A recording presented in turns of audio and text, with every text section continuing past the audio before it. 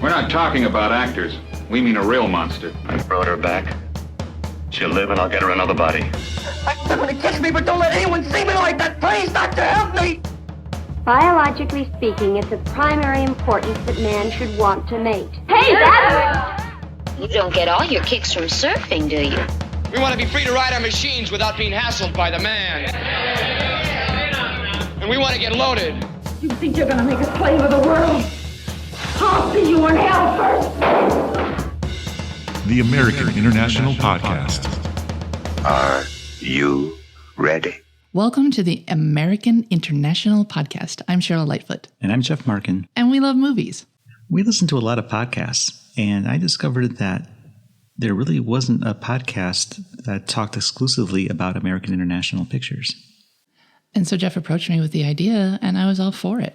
I had known of American International Pictures through watching Mystery Science Theater, and so I knew there's a lot of good material there. AIP is a studio that brought us movies like I Was a Teenage Werewolf, Beach Blanket Bingo, The Amazing Colossal Man, Fall of the House of Usher, and Bucket of Blood, and literally hundreds more.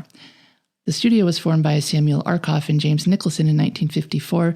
They called it the American Releasing Company. They wanted to name it American International Pictures from the start, but that name wasn't available. Once it was, though, they took it. And Roger Corman was a big part of the studio's origins, as Arkoff and Nicholson wanted to distribute his film The Fast and the Furious. Other studios expressed interest, but ARC upped the ante by offering a 3-picture deal, so they won that bidding war.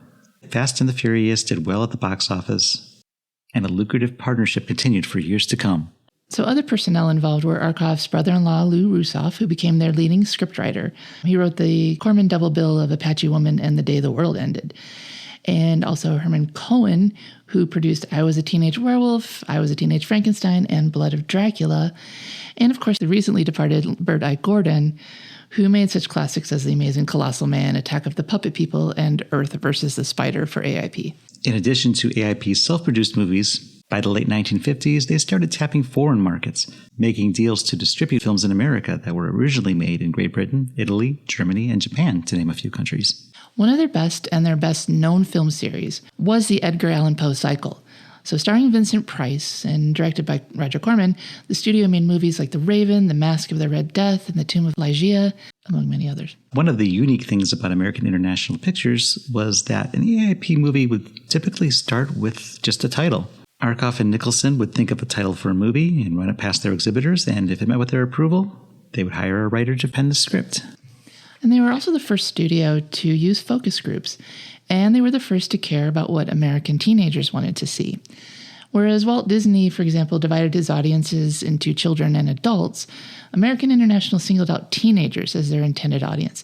They polled teenagers, and the responses they got determined the titles and the stories that they wrote, as well as the casts of their movies. A typical AIP film would be shot in a week for a cost of around $300,000. And these movies, because their budgets were so low, were often sent to theaters as double features, as kind of a 2-for-1 deal.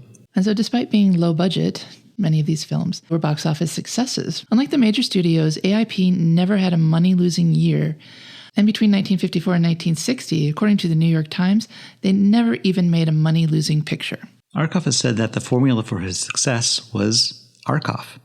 That's A for action, R for revolution, K for killing, O for oratory, F for fantasy, and F for fornication. You gotta have both. The studio targeted teenage boys, figuring that younger kids would watch movies aimed for teenagers and young adults, but not the other way around, and that, similarly, girls would go to see movies that were made for boys, but not the other way around. So what do you love about these movies, Cheryl? For me, these movies are just plain fun. They don't take themselves too seriously with their deliberately overwrought titles, rubber-suited monsters, and performances that sometimes verged on camp. These movies make me laugh, whether or not they're trying to be funny intentionally. But more importantly, they're not boring. I mean, usually. And let's not forget the personnel. I mean, yes, they hired a lot of D-list actors, but AIP launched the careers of film legends like Jack Nicholson, Robert De Niro, Pam Grier, Dennis Hopper, and Peter Fonda. And they gave directors like Martin Scorsese, Brian De Palma, Francis Ford Coppola, and Peter Bogdanovich their starts. For me, I just like movies that allow me to escape. I don't want realism. I want fantasy. That's the first F in Arkoff. I love movies that just give me a chance to escape my reality and to venture into another world for 75 minutes at least. Another benefit is most of their movies are on the short side, so there's not a lot of 3-hour epics here.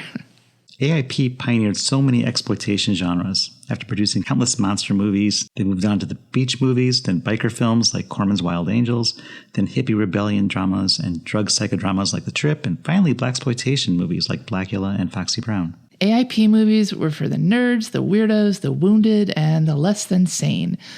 The protagonists of AIP pictures tended to exist on the outside of the respectable world.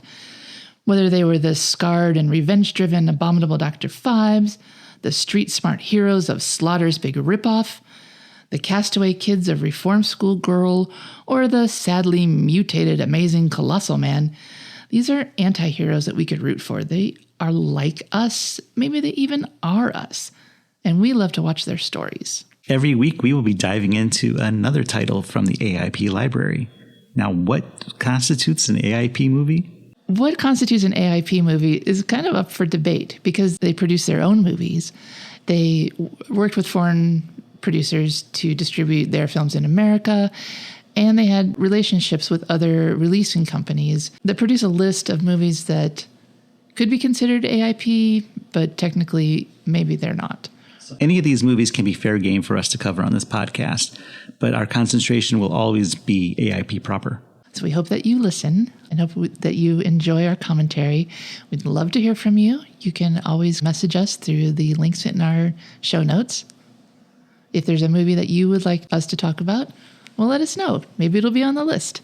And our sign-off every week is going to be, we'll meet you at the drive-in, because that was probably the ideal place to watch an AIP movie. And so with that, I'm Jeff Markin. And I'm Cheryl Lightfoot. And we'll meet you at the drive-in.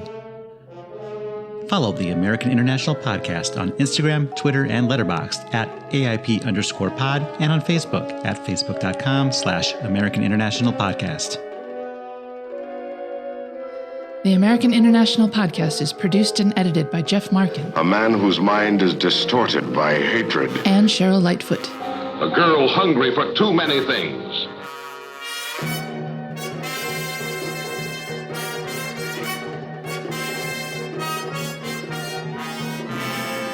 The American International Podcast is part of the Pop Culture Entertainment Network.